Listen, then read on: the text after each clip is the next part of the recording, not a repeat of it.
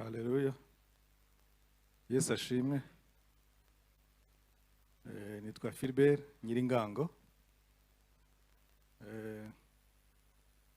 Ndashima Imana ko nanjye ndi umwe mu batoranije kuba muri iki cyicaro cyiza. Ndashimira n'umushumba wanyizeye kugira ngo nze mvuge Imana, mvuge imirimo y'Imana, mvuge aho navuye ndetse naho ngeze. Haleluya. Mwihangane ntimuze kunkonjana. Nubwo bashiki bacu badahari nibo bakunda kugaragaza amarangamutima, ariko natwe burya turayagira. Imana ishimwe cyane.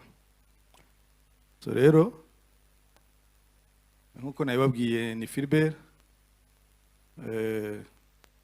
ndi umugabo wubatse, mfite umugore umwe n'abana 3. Ndakijijwe. Ndashima Imana ko ibyo najyaga mvuga ko bari abantu ari abasazi, ibyo bisazi nanjye byaje kongeraho, ubwo ndi umwe mu bo basaze.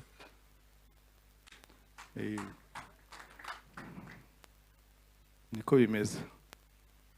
Hanyuma nkashima n'Imana yuko mu kurindagira kwanjye mu byaha byanjye Imana yabindindiyemo, ntabwo nabipfiriyemo kandi byarashobokaga, ariko yabindindiyemo nkaba ndi muzima. Imana ishimwe cyane. So mpinye rero ngejeje kwihuta, ntabwo maze igihe kinini nkijijwe, ariko ni na kinini uko imyaka imaze kuba hafi 2 n'amezi 3. Ariko mbere yaho nagenze mu isi, nabaye umunyabyaha mwiza, umwe Satani yavuga ati dore umwana wanjye nishimira. Nkuko Imana ishobora kureba ikavuga iti dore umwana wanjye nishimira, nanjye ibyo Satani yajyaga ntangira ubuhamya. Rero kugira ngo mbivuge neza, nakuze ndi umusore nk'abandi basore bose, nkura mu muryango mwiza, ufite papa na mama batari babarokore babandi, usibye ko mama yaje gukizwa noneho we bikaba ibindi, ariko wari umuryango mwiza rwose. Papa ari umuntu mwiza, ari umuntu uri convenable, umu intellectuel, tukaryoherwa mu rugo, nta bintu by'inzoga nigeze mpabona ngo basinze. Papa ntiyanywaga inzoga, ntiyanywaga n'ikintu icyo ari cyo cyose, yewe n'itabi, ariko gihe ntumbaza aho nabivanye. Hari ukuntu nyine abana bajya bakura bakisanga bakoze ibintu ababyeyi babo badakora. So rero aho nangiriye kwegera mu myaka agera muri 14, nagira ngo mbamenyeshe ko ubwa mbere ninjiye muri boîte, kuko nari mfite igikuriro. Hari abo basohoraga muri boîte hano hepfo handi muri Cadillac, niza 95 ngira ngo na 6, abandi bakabasohora, jewe bakandika kuko nari mfite igikuriro. Umva icyo gihe ku myaka 14 nari ntangiye kubyina. Nta nzoga nanywaga, inzoga zo naje kuzinywa nyuma. Hanyuma rero uko ngenda nkura niko ingeso yagiye ikura. Hari ukuntu iyo ukiri umwana rimwe na rimwe utoroka ukagira ute, hanyuma ugatinya n'ababyeyi, ariko iyo umaze kumva ko hari ukuntu bimaze kugenda, ugenda noneho ingeso iba nini muri wowe. Hanyuma aho mariye kubera umusore umaze gukura, nabikomejemo. Nakinaga basket, ndi umuntu uzwi n'abantu benshi bazaga ku mikino. hanyuma nkagira amatantasiyo.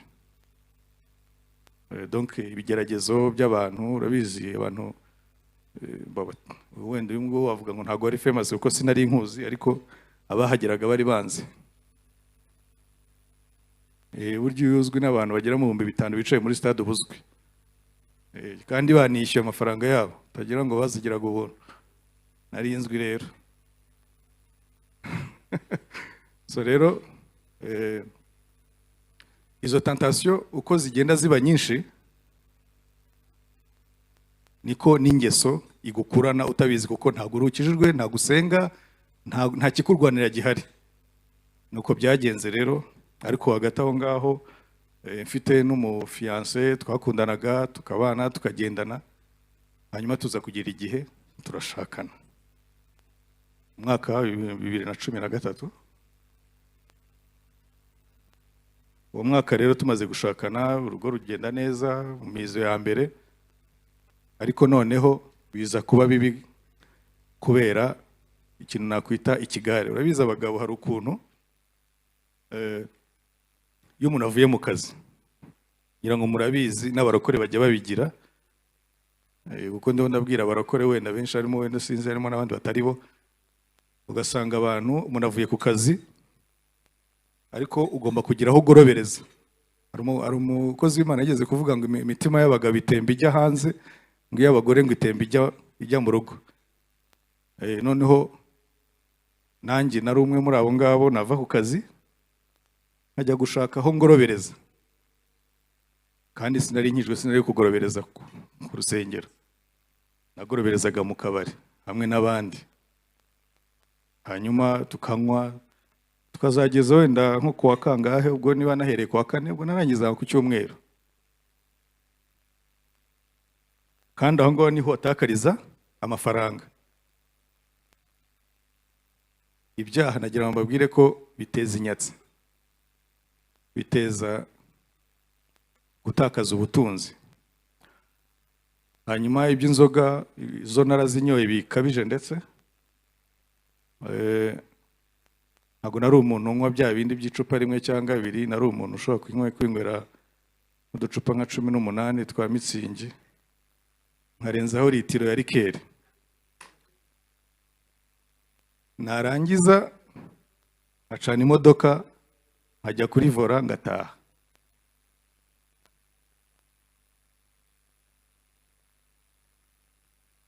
Ubara amacupa 18 amafaranga arimo, na rikeri ya litiro amafaranga arimo buri weekend, kandi wasengere n'abandi, wumva ukuntu bizana inyatsi. Icyo ntabwo ariho byarangiriye, harimo n'ibyaha byo gusambana. Ubu ngubu ndabivuga, mbere narabitinyaga, ariko buriya uko ugenda ubaga ibimasa, umwuka w'Imana agenda akoze ikara ryaka umuriro ku munwa ukavuga. Haleluya. Rero nabyo biraba, abikora hirya no hino, mu baziranye no mu bataziranye. Gusa nagira ngo ngere ku kantu kamwe, hari ukuntu abagabo iyo ubuzima bugenda buhinduka financially,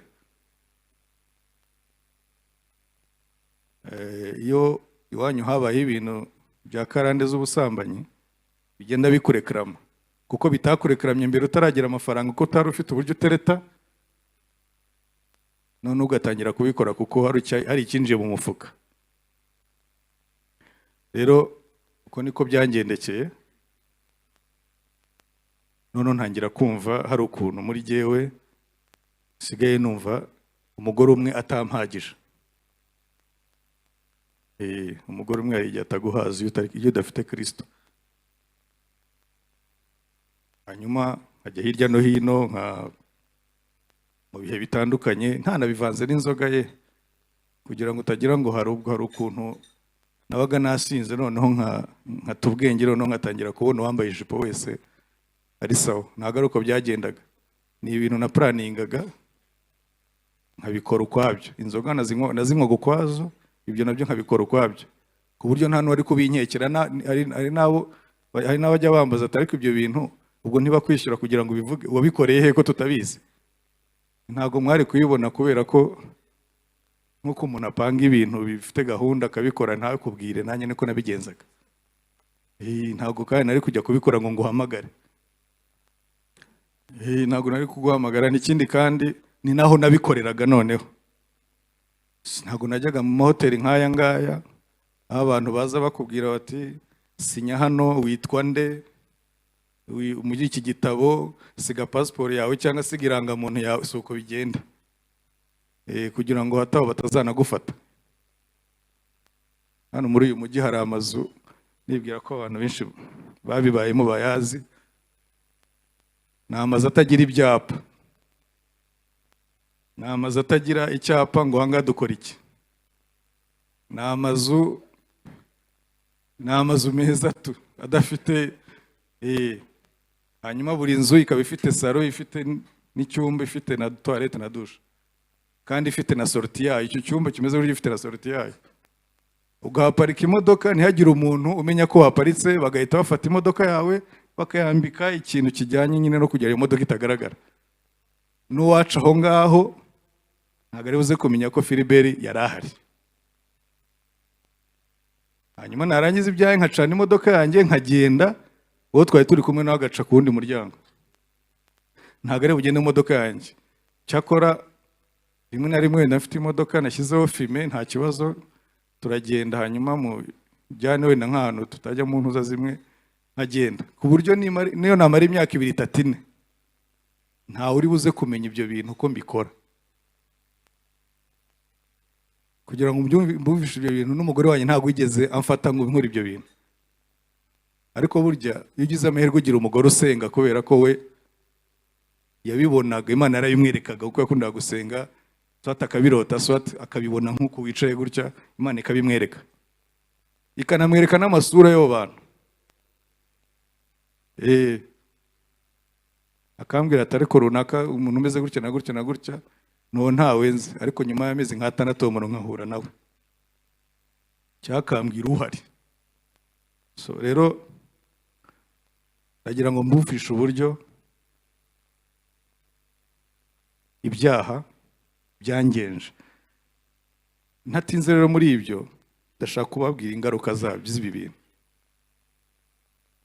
Ushobora kuba wenda utari mu nzu y'Imana, ariko ushobora kuba uri nayirimo, kuko hari ukuntu umuntu ashobora kuba asenga ariko wenda nk'uko natwe twese twakuze dusenga, twari tuzi ko tuzi Imana. Abantu bose burya iyo abantu bari abakristo babazi ko bazi Imana.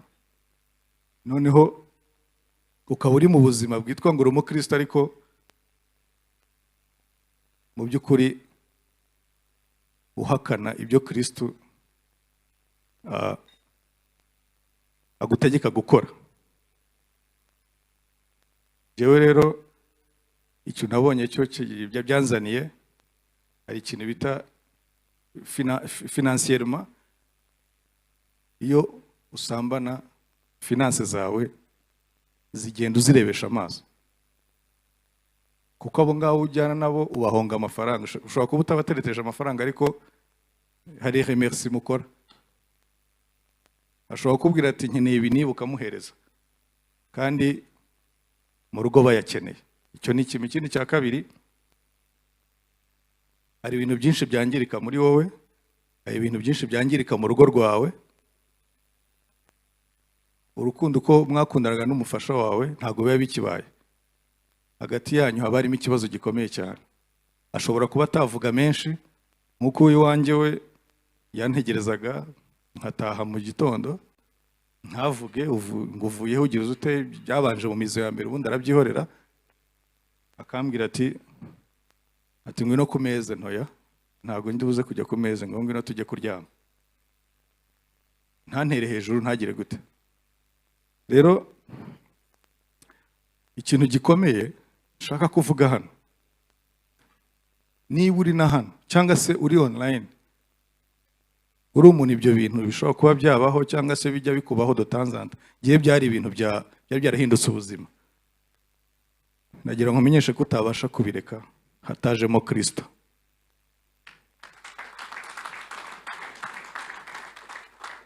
Nagerageje kubireka inshuro nyinshi, nagerageje kwifata ngo mbe discipline, mbe umuntu nkavuga ariko ibi bintu ko papa ntabyo namubonanye, ibi bintu ko mama ntabyo namubonanye, ko nakuriye mu muryango ukundanye. Najyaga mbona papa na mama babyina muri salo, bariho barabyina zuke, barabasirimu cyane. Ibi bintu ko ntabyo nabonye, je mbikura he? Ariko hari igihe kimwe mama yambwiye ngo, ko we ni umurokore cyane, arambwira ngo ati rero mwana wanjye, ndagira ngo umenyeshe ko ibyo waba unyuramo byose, kandi nta nubwo nta n'ikintu yari azi na kimwe, ndagira ngo umenyeshe ko ibintu byose uzabishobozwa nuko Kristo ari muri wowe, nataba hari ntibizakunda. Rero nanjye niko nabwira umuntu uwo ari we wese, waba uri mu nzu y'Imana, waba uri hirya yayo, nta kintu n'iki na kimwe. Ijambo ryo ry'Imana riratubwira ngo ni nawe wabyivugiye Kristo ngo nta kintu muzashobora na mutamfite. Rero nta kintu twashobora, nako gakiza ni ubuntu, ariko bigombera kuko wemera ko ukakakira. Hanyuma ndagira ngo mbabwire ibyiza byo kuba mu gakiza, kuko uyu munsi urugo rwanjye ruranezerewe. Uyu munsi umugore wanjye turicara tukaganira, hari ukuntu yajyaga ambwira ati sheri, ngo urabona ngo ndagushaka, ngo sinkubona, ngo singuheruka. Ubu ngubu ntabwo mperuka, kwa mbere sinari ndi hano, kwa kabiri sinari ndaha, kwa gatatu ntabwo twari turi kumwe, kwa kane ntabwo twari turi kumwe, sinjya gutahana abana nawe nkagutahana, ni gute umbwira ngo ntabwo twari turi kumwe, ngo ntabwo ngo mperuka? Nawe ariko ngo ntabwo nguheruka. Kumbe ibintu yambwiraga nari present gutya mbonesha amaso, ariko ntahari, nari impari ntahari. Sinkamenye yuko umugore akenera ko twicara tukavuga ubusa, tukavuga ibintu bidahari, cyangwa se binahari, cyangwa se donc akandebesha amaso, ariko akambwira ati ariko sheri, yakunda kumbwira ngo cyagiye tugitandukana nahuye na runaka simuzi, noneho turaganira, ngo noneho ngo arangije ngo murana kanaka nawe, ngo turaganira, ngo ariko umva sheri, uzi ko ngo ni umwana mwiza. Sheri, ni nk'uwo muntu umbwira simuzi, uriya wowe cyakora nigeze kumubona, uranshaka hiki, wanyibwiye ibintu bifite umumaro, umutima we ukababara. Donc kuba ntahari bivuze yuko ibyo ambwiye simutega amatwi. Naje kumenya rero burya gukizwa, Imana burya Mwuka w'Imana kwigisha buri kintu cyose, akakwigisha umuntu wawe mu bantu wameze uko ari we.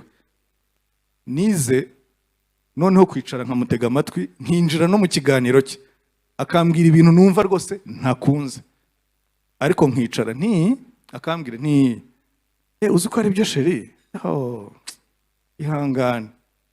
Nkinjira mu kiganiro cye, akabona ko turi kumwe, ariko mu by'ukuri muri jyewe habe na gato, nkumva ntago bihuye, ariko nkabimwakira gutyo kugira ngo yumve ari à l'aise, yumve amerewe neza, bigatuma nanjye ibyo ndibuze kumusaba bikorana umutima mwiza cyane. Ibyo musaba ubwo nawe muba mubizi ko bisa kose muri abantu bakuru bateraniye aha, n'ibindi byose n'ibindi biganiro dushobora kugirana ibyubaka cyangwa se ibyanjye hagati yawe njye nawe bikagenda neza, kubera ko ari muri mood nziza.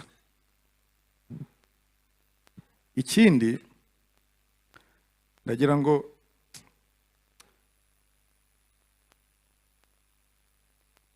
mbabwire ikintu cyerekeye n'ubusambanyi. Buriya abagabo dusa nkaho n'abakijijwe bigenera ngo bijya bibabaho mwebwe, wenda umukobwa akaba yanyuraho, wenda ntuhindukire, ariko kumva umutwe wawe uragutegeka guhindukira, ariko ukavuga uti ariko Yesu we, ariko ntimumbane abantu kugira ngo mwageze mu ijuru, mutandeba nk'abagira ngo muba mu ijuru. Rero hari ikintu kimwe icyaha cy'ubusambanyi kizana, wenda kitari icy'amafaranga, kitari ikindi, ariko ushobora gukizwa ukabireka, ariko ijambo ry'Imana riratubwira ngo ibihembo by'ibyaha ni urupfu. Ndagira ngo nkubwire ngo byanga bikunda, ikintu cyose kibi wakoze ushobora bikigira ingaruka byanga bikunda. Rero gukizwa ni kimwe, ariko urugo rwawe gukira nabyo ni process. Ntago bita biza uwo mwanya, ntago bita biza uwo mwanya ngo bita bibastinga gutya nyine ibintu byose, kuko biba byarangiritse buhoro buhoro, bigomba no gukira buhoro buhoro. Rero hari akantu gatoya, sinzi niba iminota yagiye,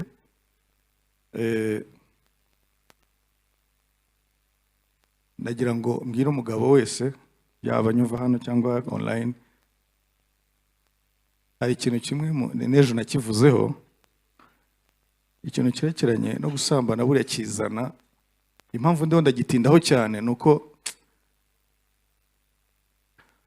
Yesu yaravuze ngo nuzabitekereza ajye yihana nk'uwabikoze. Niko sibyo? N'uwabitekereje ajye yihana nk'uwabikoze.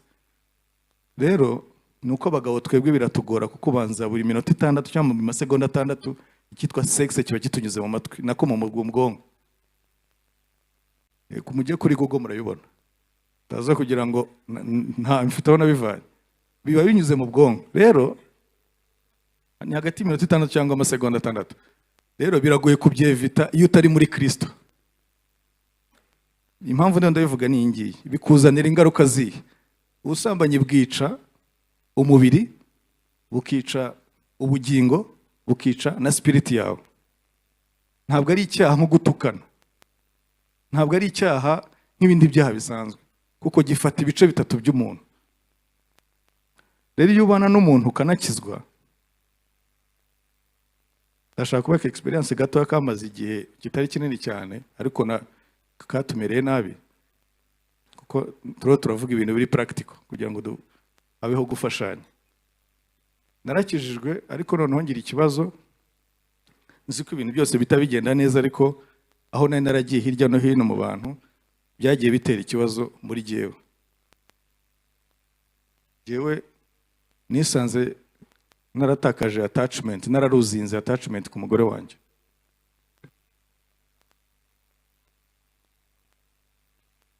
Your attachment,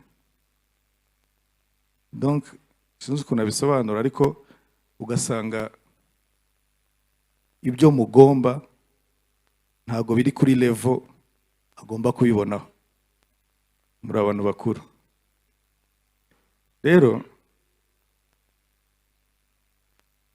ndagira nkubwire ngo iki cyaha ni icyaha kibi cyane, ugihunge, kuko Bibiliya iravuga ngo hunga, wirukanka.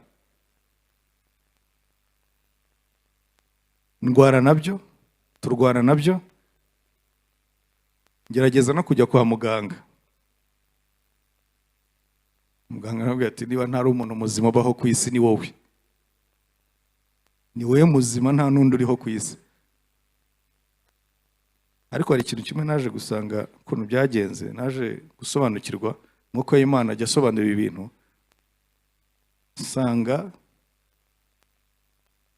jyewe namaze gucikamo ibice byinshi. Hari waduhaye urugero ejo, aravuga ngo ariko nibaza ari Lionel ngo nuko wabona itiyo y'amazi, iyo idatobotse amazi aba afite pressure, ariko ugiye uyitobora ku ruhande, amazi akagenda aca mu ruhande, amazi agera hirya nta pressure agifite. Icyo kintu sinzi bacyo kirumvikana. Amazi yanyura mu mpande muri twa dutoboro ntago bafite pressure. Rero uko ugenda ukora icyo cyaha ni kugenda utakaza wowe ibice byawe.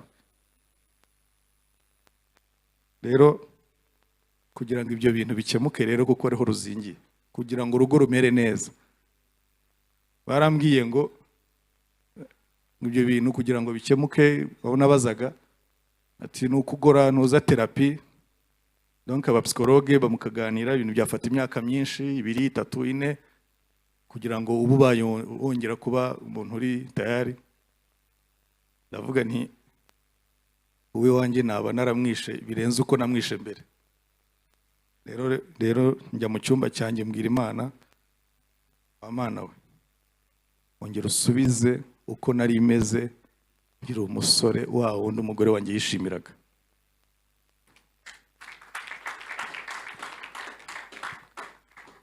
Nabifatiye iminsi, kurya ndabireka, kunywa ndabireka, atazi n'impamvu, azi ko ari ibindi ndiho ndabwira Imana.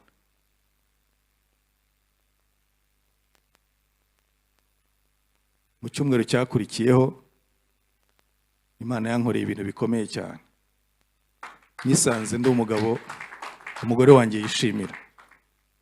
Rero ntabwo nari nzi ko ibyo ndi bubivuge, ariko ubwo n'Imana yashatse ko ndi bubivuge. Ndagira ngo mbabwire yuko uyu munsi tumerewe neza, uyu munsi urugo rwacu rwishimye, uyu munsi umugore wanjye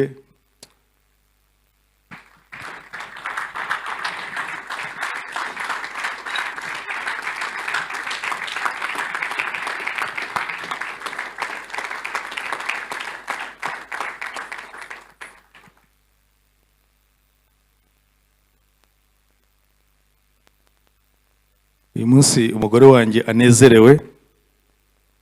Kuba mu Mana ntako bisa, kuba mu gakiza ntako bisa. Ndagira ngo mbashishikarize nawe undi ukibigendamo gakeya, nawe wumva ko atari ibyawe, wumva ko ari iby'abaturage, ngaho reba uwo muntu mwicaranye w'umusirimu ukuntu ari umurokore.